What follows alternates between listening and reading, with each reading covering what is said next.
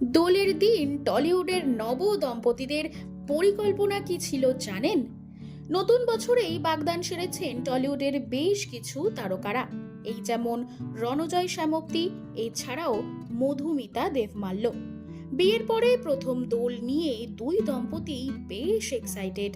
যদিও রণজয় ও শ্যামপ্তি খুব একটা রং মাখতে পছন্দ করেন না, তবে দুজনের প্ল্যান এই দিনেই তারা মধ্যম গ্রামের বাড়িতে যাবেন। দোলের দিন এক অনুষ্ঠানে একসাথে দেখা মিলেছিল এই দম্পতির।